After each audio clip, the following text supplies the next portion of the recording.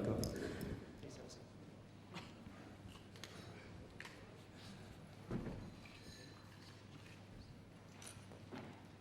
Thank you, Akiko, for that wonderful introduction.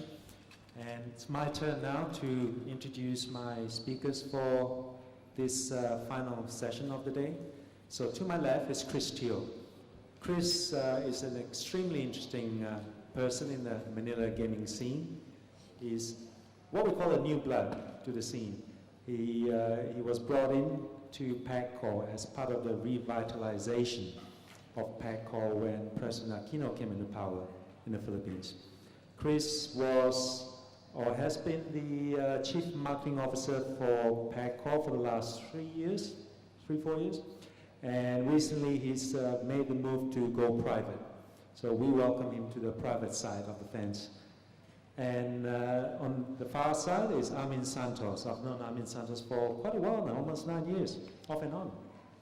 Armin holds and wears several hats. He's been in the government, he's been in the private sector, and his most latest incarnation is he's the EVP of Bell. And Bell is the partner of Melco's City of Dream project. I forgot to mention that Chris is also EVP of DFNN, which is a private gaming company listed on the Philippine Stock Exchange.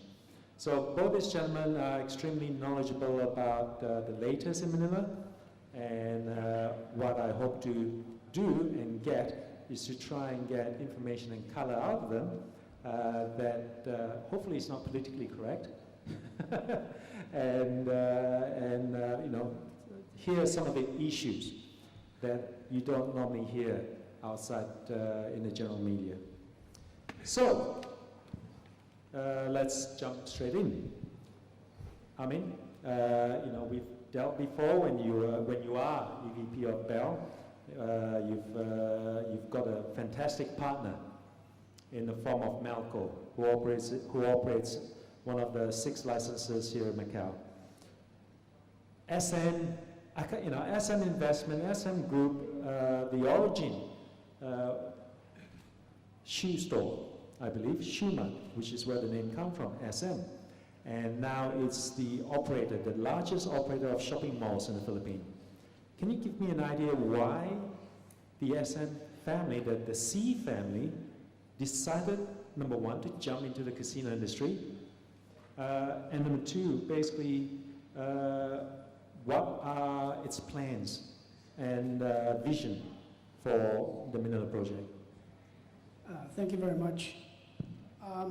I just wanted to introduce SM Corporation. SM Corporation is a diversified company. We are engaged in banking, property development, of course retail, and lately we got into gaming. How we got into gaming, it's really more of an opportunity that came about sometime in 2009, 2010 when we were offered to get into the license. But more importantly, SM got into the picture primarily through Bell Corporation. Bell Corporation is a publicly listed company as well, and its primarily business is development of resorts up in the mountains, which is about an hour and a half away from Metro Manila. It has 36 golf course, 36 holes, which is one of the best in the country.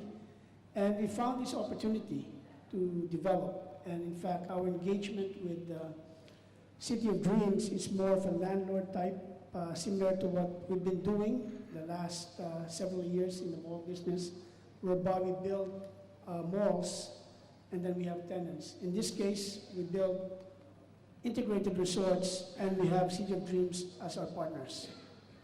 Now, if I may ask, I mean, prior to engaging Melco as a partner, you had a previous relationship with another Philippine listed company called Leisure World.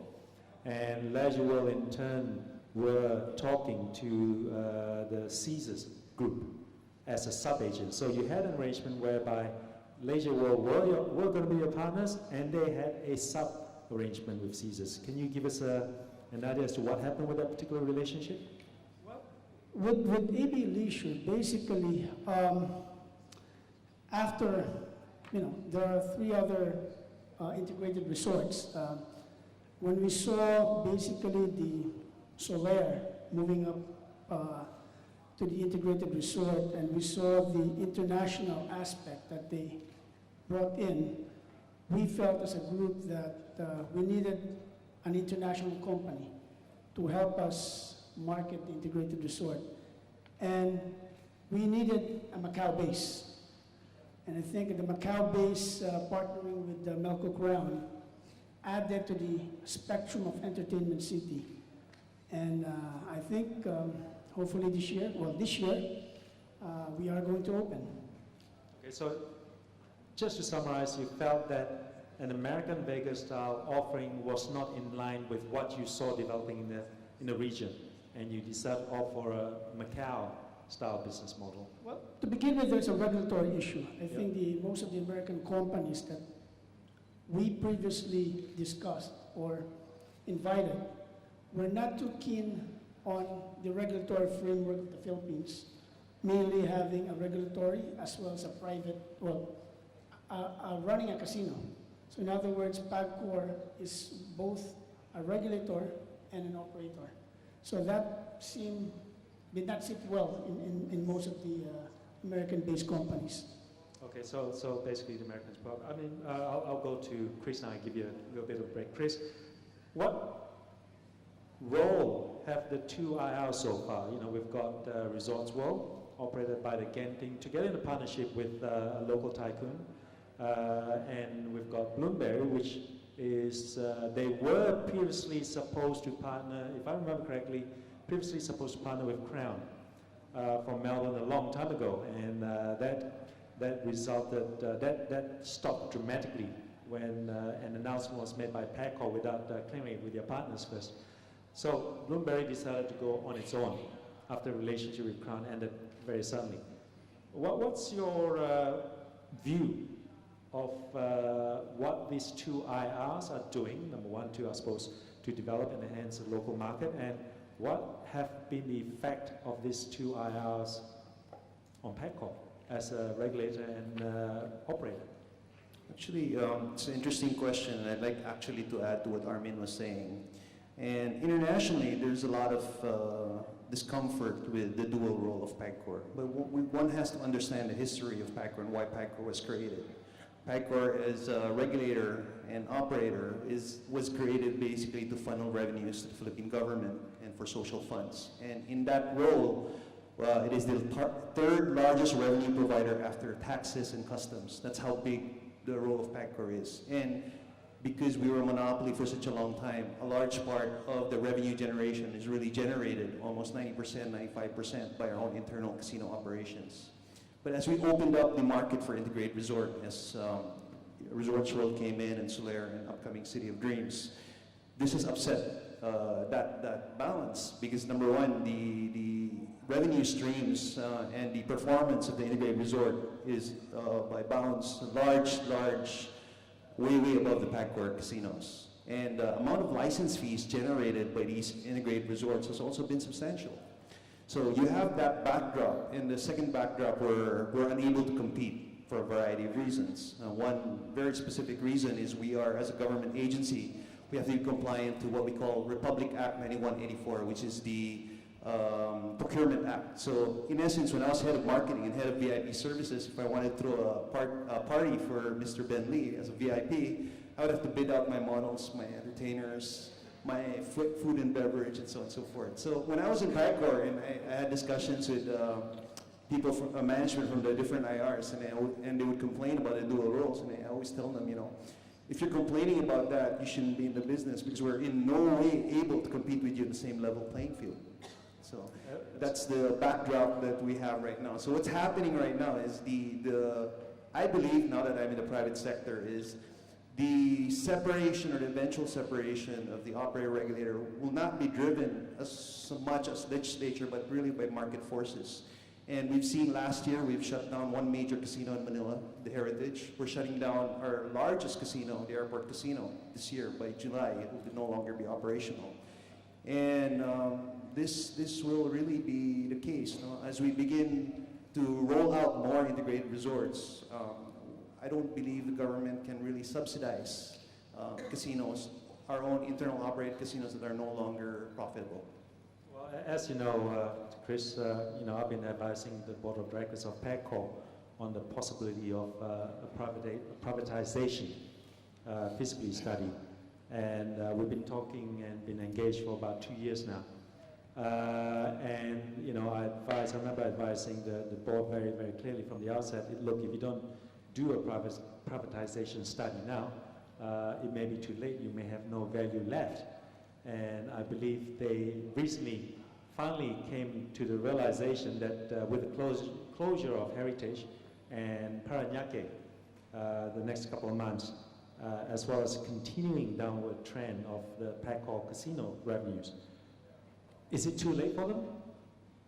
Is there anything left to be salvaged? I don't believe it's too late. In a way, this is where the advantage of being an operator regulator falls into play. No, it's not too late, but I believe the business model for PAGCOR will really shift from operating 100% owned casinos. We've launched an experimental scheme in Midas, which is really a 65-35 marketing agreement with another publicly listed firm in which marketing is taken care of by our partners there. And it's proven to be moderately successful, and there's potential there. The other thing to take a look at is really the industry is more than just the IR. When we talk about the Philippine gaming industry, there's everything from that's hugely underdeveloped, sports betting, electronic gaming machines through the use of internet-based cafes like PhilWeb. And I believe that the revenue streams for PAGCOR, because it's a sharing agreement, it's not a pure license, PAGCOR can offset potential losses from our own operations by really allowing the other segments of the gaming industry to grow in partnership with the private sector. All right, we'll jump back down. We've seen the two IRs come in. Resort World's been in operation for about 4 or 5 years now. Bloomberry, just a bit over a year and a bit. Now, it has always been, as long as I've been involved in the Philippine market, it has always been about we'll bring in foreign operators only if you can bring in the foreign market. Right? Don't touch the local market. This is PAGCOR's mentality for the last decade. We will allow the foreigners come in only if you bring the foreign market. And it got to such a ridiculous extent. I was getting bombarded with various people. Look, I've got a piece of land, I can get a license. Can you bring in a foreign investor and bring in the junkets? And the final straw was when my dentist in Makati asked me the same question while I was under the drill. Ben, I've got an island, I can get a license. Can you bring a foreign investor and bring the junket market? And I said, no.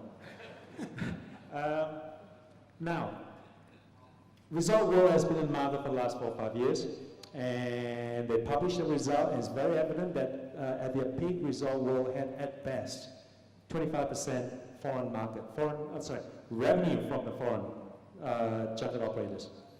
With the 2 operators now firmly established, and we get to see some of the indication of what they're generating, I believe the analysis show that even right now, on average, the junket operators constitute at best somewhere in the range of 20 to 23% of GGR. Now, some of the operators will tell you, look, our VIP business is 50% of GGR, but if you break it down according to the definition set up by PAGCOR, you've got the VIPs, you've got the foreign junkets. The foreign junkets are very clearly the foreigners. The VIPs is where some of the operators have lumped in together with the foreigners, but the VIPs, as we know it, are actually predominantly the local high rollers. So what is COD or Bell's positioning in the market? Where do you see the growth coming from? Is it really going to come from China, where we know there are a lot of geopolitical issues, infrastructure issues, safety perceptions, or is it really the domestic market again? Well, let me backtrack. I think one of the reasons that earlier in the question of can we bring in foreign players or foreign junket, I think one of the reasons that we partnered with Melco Crown is to help us bring in that Macau base that we've been looking for in the Philippines. Other operators have not done successfully. You know, if you look at Resorts World in their 5 years, it's really more a monopoly from day one. Now with the entry of Bloomberry, you could see already a lot of junket players from China. And in fact, recently the first quarter results proved that they have been very successful. Of course, they had a little hiccup late last year, but I think it's on its way. And with the entry of City of Dreams, our property this year, I think that will really generate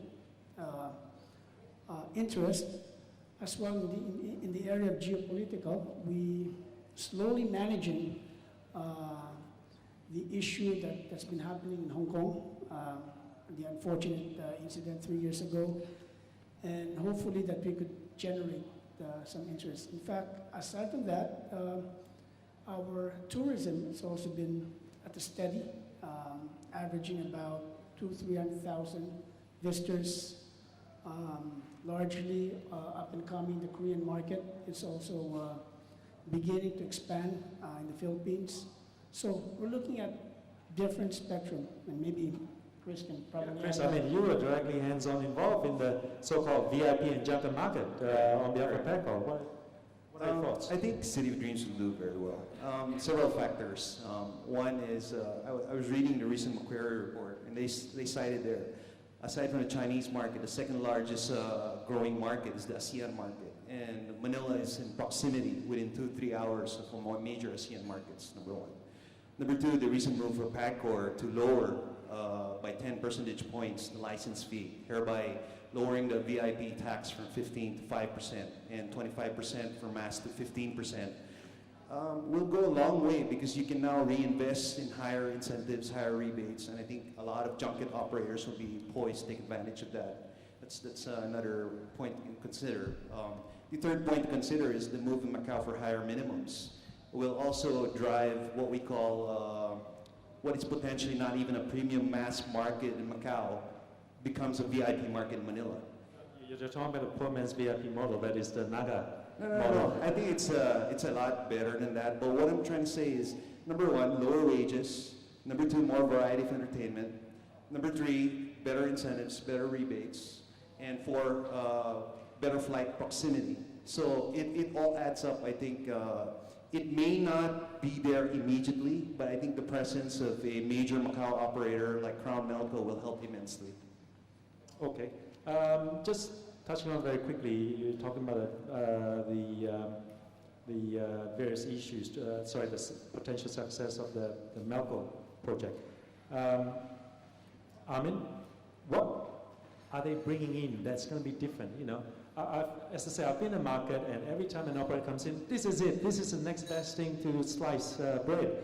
And then you have Bloomberry going to bring in the Vegas model. You know, this is a very pro-American market, and we've got a Macau pedigree, right? We've got Macau pedigree. We're going to bring in the Macau junkets, and you know, again, we've seen similar outcomes. So, what is your intention? Are you going to become a market leader in the domestic market, or you really will bring the junket operators, because you still have a lot of infrastructural issues that still needed to be overcome, despite the, I suppose, you know, the advantages of engaging Melco Crown with their junket connections in Macau. You still have a lot of unresolved infrastructural issues. Aside from, I mentioned earlier that you know, we do have an international partner, but what we are bringing in, aside from the two other integrated resorts in the Philippines, or for that matter in the entertainment city, is a family entertainment. I think, as I've read in the newspaper, we are going to bring in DreamWorks, and it's going to be launched, in fact, this coming Thursday. And it's going to bring in a whole array of new family entertainment in Manila. It's going to be the first in Asia. I believe it's going to be interactive. And it's going to bring in a lot of tourists from Asia. And aside from that, answering from the infrastructure, you may have read that we bonded together all the 4 licensees with regard to building a highway to connect through 3 terminals and with the exit on the 4 integrated resorts. So that will cut short the traffic time maybe from an hour to maybe 15-minute ride. So hopefully in the next 18 months, we will have that infrastructure. You want to add to that? Actually, one of the things, we always talk about chicken and egg, right? So do you develop the infrastructure before the market, or does the market develop before the infrastructure? In this case, the entry of billion-dollar investors in the Philippine gaming market has really caused the government literally to shape up, both the private sector and the government are now working together. I believe yesterday there was an announcement for a new terminal for NAIA, plus an additional runway. Terminal, where would they put a new terminal? Right beside Terminal 3. But aside from that, but this is more interesting. San Miguel has just submitted a proposal to the Office of the President to build a $10 billion airport with 4 runways. Clark. No, not in Clark, in Manila. It's going to be partly reclaimed. It's already been publicly announced. And if the government approves it, they're going to go ahead and do it. And of course, one large part of it is because of the large expansion of San Miguel through the Philippine Airlines to acquire 100 planes, and they need substantial infrastructure to be able to park those planes. So again, you're now the entertainment city, more than just entertainment, more than just gaming. It's such a large investment from the private sector, never seen in that scale by the Philippine government, that really has allowed the Philippine government to be more bullish about laying down the proper infrastructure. And working together, we believe that in the next couple of years, the Philippines will be a very, very interesting proposition. Okay, so what other opportunities are there apart from land-based gaming? You mentioned e-gaming, e-bingo, lotteries, and your own new company. Are these new, and one of the things we haven't really touched on, 2 very highly related to the junkets in Macau, which are online betting and proxy betting or phone betting, which is pretty big in the Philippines. It is the single biggest originator of online betting and proxy betting, targeted at China, Korea, Taiwan, Japan. It's in right in the middle of the city, Makati. So is that going to grow even further, or is that going to be curtailed a little bit because of the geopolitical tension of China, or are there any other opportunities similar to that? I believe there's a huge opportunity in other segments with Philippine gaming industry. As the entertainment city, the IRs take off, and there's a dramatic impact on internal casino operations revenue from PAGCOR. They're going to have to look for new revenue models and new business models in order to generate and compensate for those lost revenue.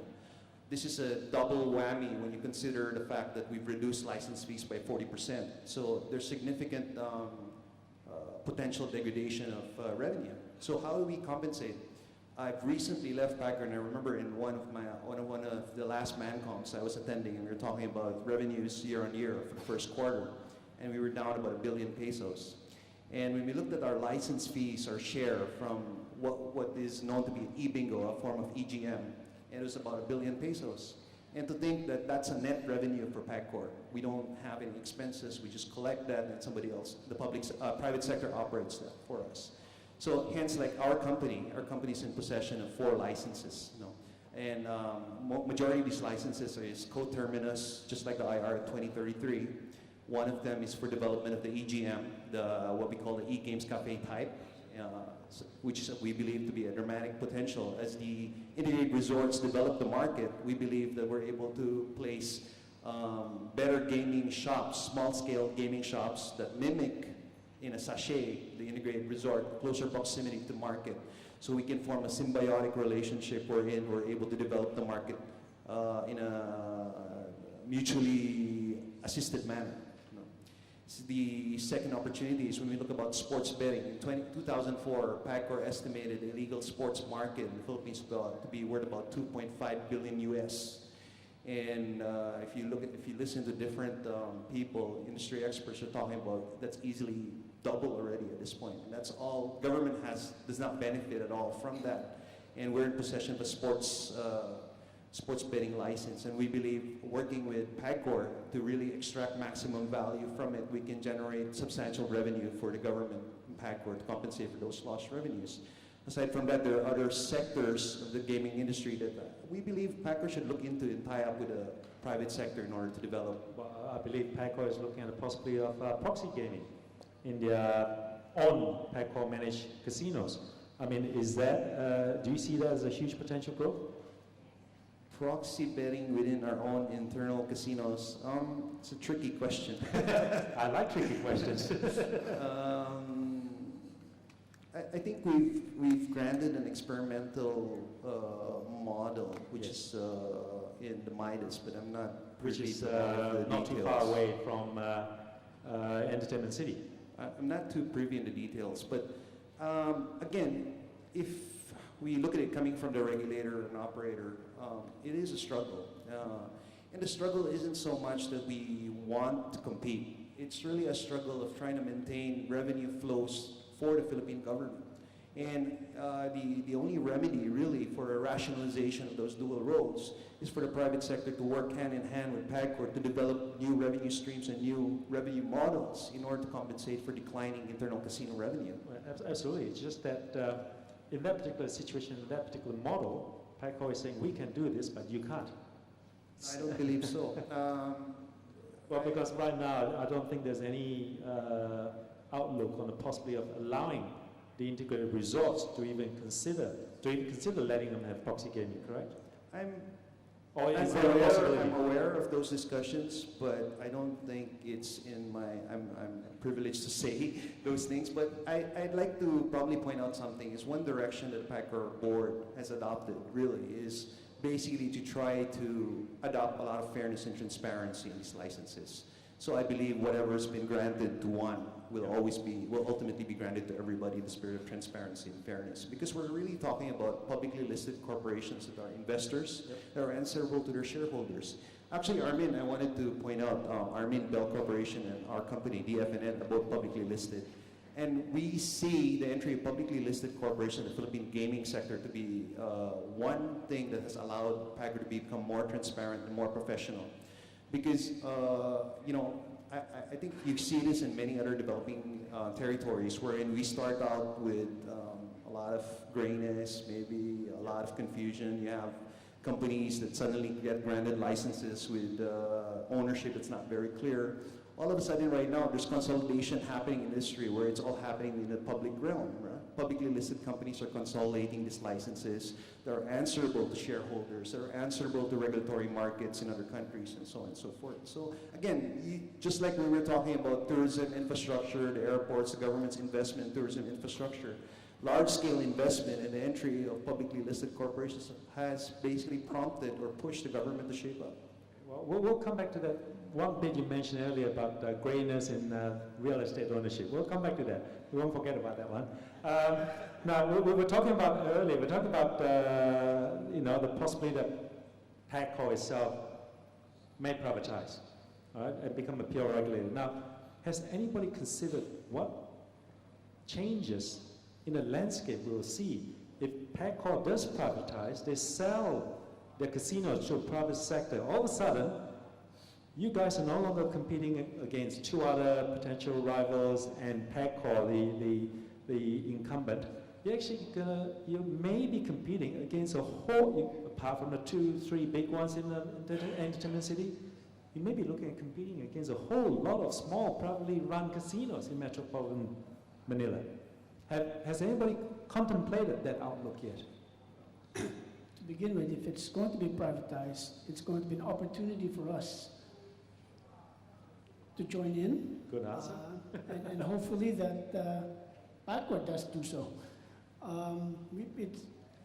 It's basically the properties that I believe that PAGCOR has, especially in the neighboring areas within the Metro Manila are valuable assets. And I think it's a good revenue generating for the country. And we do hope that PAGCOR do decide to privatize those areas, especially they do privatize in the areas in the Visayas region. It will really help the industry. Chris, I mean saying that, if the opportunity does arise, they want to buy up the little properties. But I can see an alternative scenario. The other tycoons who have missed out on the gravy boat so far, San Miguel, Ayala, just to name a few, they decide, well, this is a much lower point of entry into the market, right? We don't have to spend $1 billion or $2 billion. We can just buy these little PAGCOR casinos. What do you think is going to happen to the market? It's very difficult to speculate. That's That's all I'm asking you to speculate.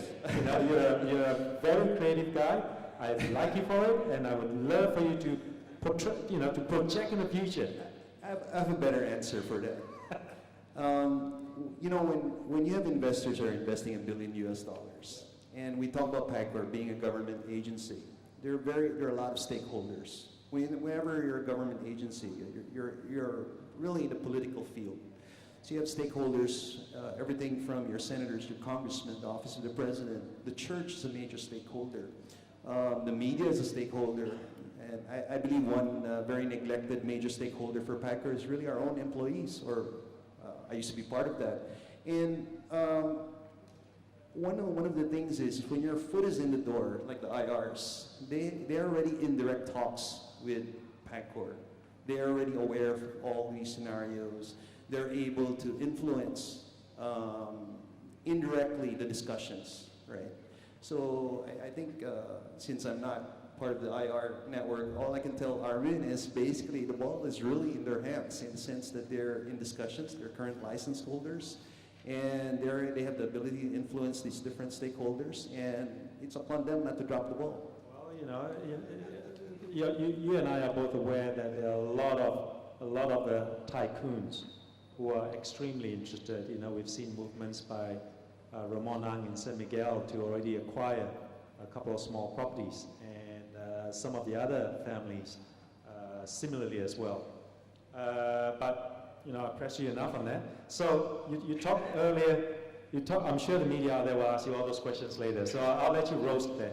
No, you also talk about you portrayed the change in the gaming revenue tax regime as a good thing, but essentially, isn't that a reversion to status quo?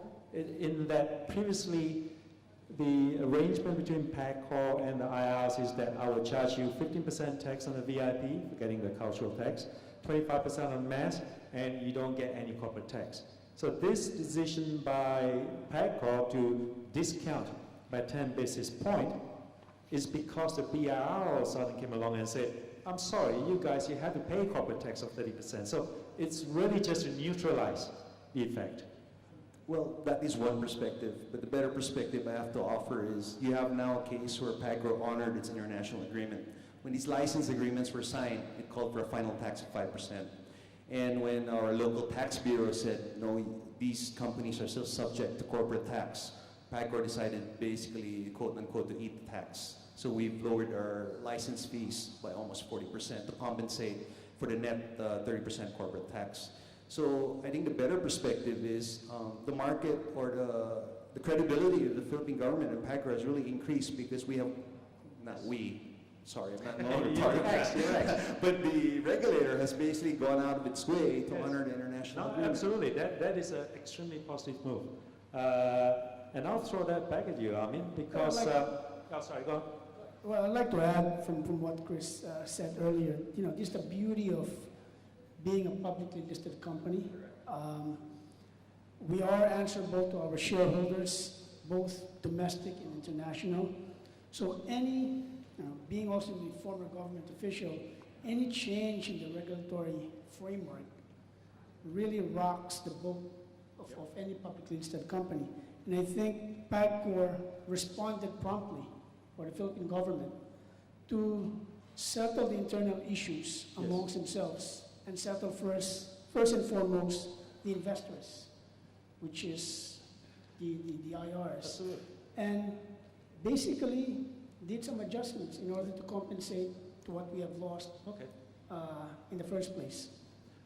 Now, as far as I know, the terms of your agreement with MPEL is pretty public, and that is you share 50% of the gross gaming revenue or net gaming revenue? We share 15% of net win or a higher of 50% for EBITDA. So basically, Correct, of EBITDA. yeah. And then on top of that, I believe MPEL gets all of the non-gaming outcome? Yes, that is correct. They get all the non-gaming. Correct. Now, the fact that the conditions have changed, the parameters governing that initial arrangement you had, whereby they get 100% of non-gaming, they share 50% of gaming EBITDA, but remembering that the PACCOR tax was such that there were supposed to be zero tax on non-gaming. Now, non-gaming is subject to a 30% corporate tax. So the 100% that they would have of the non-gaming is now subject to a 30% tax. The 50% of the gaming EBITDA that they have is now discounted. Doesn't that change the basket as far as they're concerned? They are now getting less. Are you now a consultant for our partners? I wish I was. Akiko, please. You know, so I'm arguing a case for you.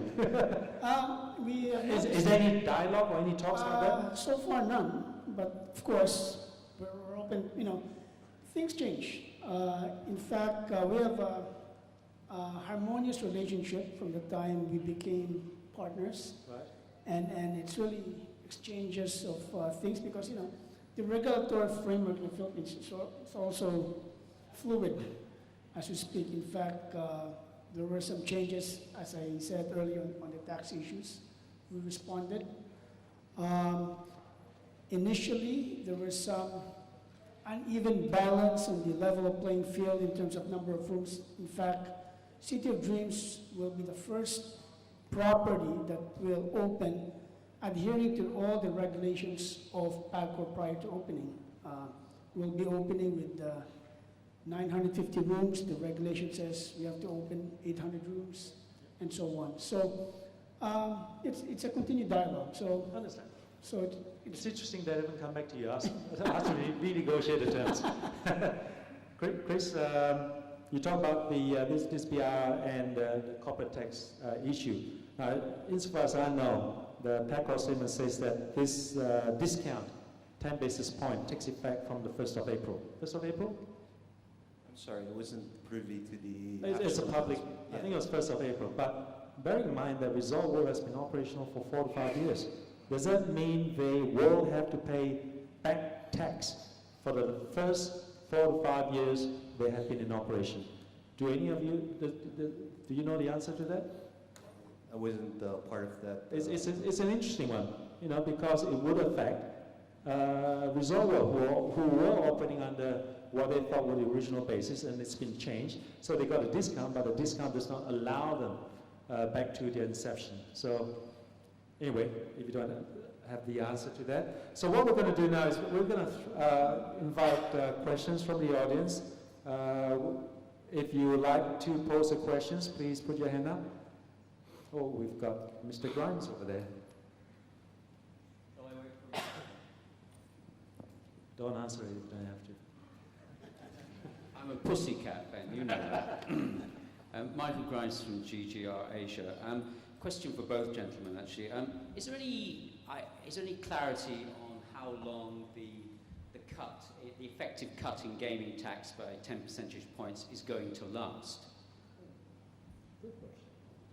How long will the discount last? Because insofar as the statement released recently, it is, number one, as I said, I thought it was effective 1st of April. Number two, there is still no admission of liability from PACCOR in that they're saying, look, this does not change anything. You are all still subject to the same BIR tax. We're just doing something out of generosity or whatever. So is there a time period on that?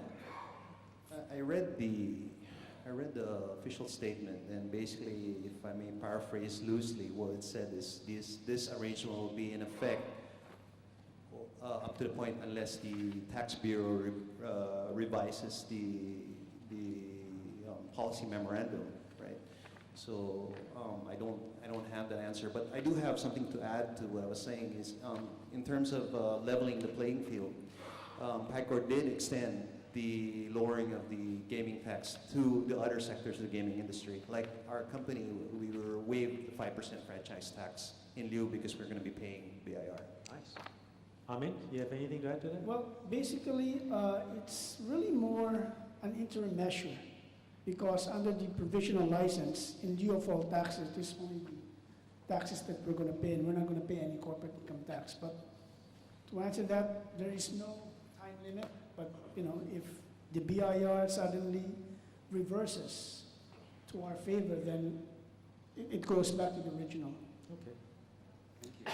Anybody else with another question? On the right-hand side, Martin. If I'm not mistaken, the Supreme Court threw out PAGCOR and PAGCOR licensees tax exemption in 2011. It wasn't until very recently that the Bureau of Internal Revenue confirmed that decision and said, we're going to enforce it, buddy. So my question is, why did the various parties involved in Entertainment City get involved in these tax deals when they knew something was going to change? Why was there such surprise when the Bureau of Internal Revenue came in and said, time to pay up? Martin's basically saying, look, the Supreme Court already made a decision way back in 2010. I don't know. What, 3 years ago. 3 years ago. So he's saying, look, you guys knew about it, right? It's public information. The decision was handed out by the Supreme Court. Why were you also so surprised when you knew what the terms and conditions were?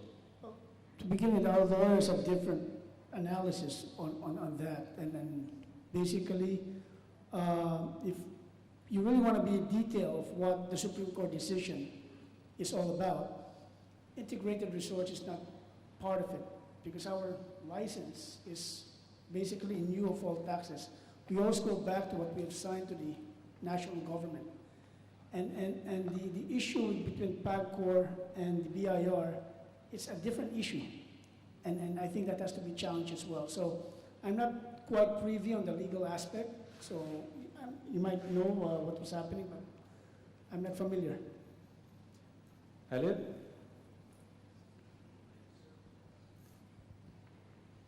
Thanks. The way I read the numbers for the Solaire and for Bloomberry and Resorts World, it seems like revenue is not going up nearly as fast as acquisition costs are, customer acquisition costs. And I wonder, and looking at the trouble that Tiger is having, I wonder whether we're ever going to get more than two integrated resorts in Entertainment City. Because if Tiger doesn't build, then why should Resorts World build to basically cannibalize its own business?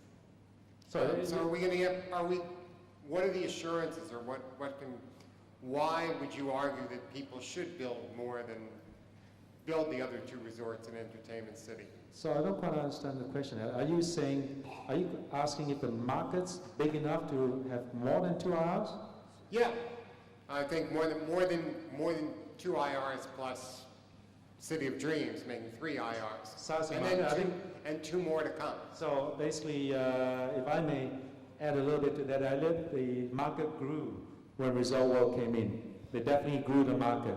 When Soleil came in, it did not grow the market. I think last year was an increase of 10%. I think that's the figures most analysts post, 10% year on year. So with City of Dreams Manila coming in, is it going to be another mere 10%? Is that enough to sustain so-called 4 IRs Manila if a new entrant just coming in at just 10%? Well, as I said, we all have different market. And Genting has their own market. Solaire is homegrown. We have an international partner, and we hope that our international partner can bring in that added visitation of junket players as well as tourism aspect. In fact, we also added another aspect, the family entertainment. which we hope that can bring in a lot of visitors as well. So it's not another integrated resort. We added some new variety of entertainment. If I were to add to what Armin is saying, I think, I don't think, when you yourself said it, Ben, when Resorts World opened, the market grew. With Solaire open, market didn't grow. So what are the expectations for City of Dreams? We did quite a bit of study against City of Dreams because I was still part of the operation still very recently. I don't think it's a fair comparison, the City of Dreams and Solaire, because Solaire went ahead and opened basically a casino hotel. They didn't wait to complete their facilities. Whereas I think with City of Dreams, they're really going to be opening, from what I'm hearing, almost everything at the same time. So Solaire didn't have the gaming converters. One thing about the Philippine market, it has a proven local market, as PACCOR has shown. It's a healthy market, but what Resorts World has basically created was the market has so much more potential. Because PACCOR before was only marketing purely to established gamblers. Because in essence, we were a monopoly for such a long time, we were adopting what was basically an old Macau model, which is gambling debts, quote unquote. And basically the market has really shifted to what we call gaming as entertainment using the IR. And Resorts World has shown the Philippines how big the potential is. Solaire is starting to realize the error of its ways, if I'm allowed to say that. And City of Dreams will not make that mistake. So in a way, I kind of moved away from government because I saw City of Dreams. Well, what about the next in line, Universal by Okada? As independent observers, how do you think they will do in terms of, will they come in? You've had the benefit of hindsight. You've seen where Resort was positioned. You've seen Solaire over-position themselves. You're coming smack bang in the middle, right? Okada's going to come in last after everybody, and he's going to be able to see what you've done. So, technically, they're supposed to be opening before Resorts World. Technically. Not last. Before Resort World. Oh, Yes. okay, right. But if you're assuming Resort World opens yet another one there, all right? So, what do you think Okada is going to do? Right now, they're still under construction. They're, I think, on their third or fourth floor of the construction. They still have some issues, constitutional issues that they need to answer. And I think until that is resolved, that's the only time that I think we could predict what they're going to do. It's a huge project, you know. Resort World went up the low end, Solaire went top end, you guys coming smack in the middle. As far as I can see, Okada wants a whole lot with this humongous project. Chris, you have any thoughts about I agree. It's actually quite humongous. I've overflown the construction. I've seen your photos. I know it's humongous. Yeah. All right, so we'll take one last question. Okay, one last question. Anybody? Yes. Oh, right. What has PACCOR done in the past few years to reduce the perception by the investment community of inherent conflicts of interest, the way it operates? Of course, at one time it was monopoly. You are an alumnus from PACCOR, now in the private sector. In order to inspire financial investment in the gaming industry in the Philippines today, what steps have been taken or are about to be taken? Well, apart from the potential privatization Yes. we're talking about, or are you referring to something else? In terms of regulatory steps to assure that it is a truly clean industry worthy of investment capital from outside of Asia? Well, what I can answer is from my own experience when I was there. I was head of marketing and head of VIP services, and we were considered operator departments. Hence, when we dealt with regulator departments, just like GLDD, which is the Gaming License Development Department, we weren't given access to information. In fact, we had, because as part of the realm of what I had to do is I had to scope out competition because I was being rated on my performance against competition. And we had to source our own sources of information. We couldn't get it internally. And I think in a large part, you'll find that when you deal with PAGCOR now, is when you deal with a regulatory side, they have a completely different set of, I don't know what the term is, operating environment. It's very different from the operator side. And we actually do not interact. The only times we are in the same meeting together is basically in the executive committee meeting when we're talking about basically the company itself. But we do not actually have joint operations meetings. So you're saying the process has already started, the process of splitting operations from regulation has already begun. Nowhere is it more evident. There is a new policy launched. Basically, they've identified that if you're working for a regulatory department, you're subjected to the 1-year non-compete. You can't work in an IR. But if you're working for the operator department, basically, if you cannot seek clearance, you're subjected to 6-month suspension of your gaming employment license. Hence, you take a sabbatical for 6 months. Okay, but to the gentleman's point, that is in the management level down, there is still a layer that sits across both, that has information on both, and their objectives and interests are still conflicted. Correct. I think the answer to that is it's a work in progress. It's happening. Well, I think, well, that's good that PAGCOR is doing it from their internal, trying to separate them. But at the end of the day, it's not really PAGCOR, it's a legislation matter that will resolve all this regulatory and operator mandate. As Chris mentioned earlier, it was mandated through Congress of what PAGCOR is actually going to do. So I think until that is resolved or being acted upon by our congressmen, that's only the time that PAGCOR can really operate as a regulator or operate as an operator. Okay, thank you. Well, I'll finish off the session with just one very quick last question. We've heard figures being thrown around by people to be unnamed about the potential of Philippine market. I've heard 10 billion, I've heard 6 billion. I don't know where the 10 billion came from. What's your prognosis for the Philippine gaming market 2000? When are you opening anyway? We're opening this year. This year. When this year? 2014. Specific questions. All right. What's your projection for the gaming revenue next year, 2015, with City of Dreams in operation? We don't have that publicly yet. Since we're a publicly company, where our agreement with Melco Crown, few months before opening. That's only the time we will release our projections. So it's really up to our operator. Chris? I think the most credible thing I can say is I can quote the Macquarie report, December 2013. They estimated the Philippine gaming market to be, in 2017, worth about $4.8 billion US.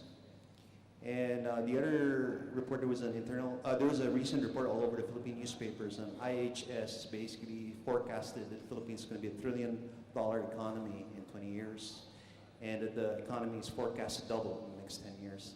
So this is largely caused by our large population, growing population is pretty young, and all other. The Philippine economy has been one of the world's best economies, especially for Southeast Asia. So we believe that this trend will continue, and Philippine gaming will be a beneficiary of all of that. You basically support one of my earlier statements, that the market is supported by the domestic market. Thank you very much. And with that, ladies and gentlemen, please put your hands together for the panel speakers. Thank you. Thank you, everybody. Please remember tomorrow there's a reception in the Milan Room which celebrates the 8th anniversary of G2E. Thank you. Have a nice day.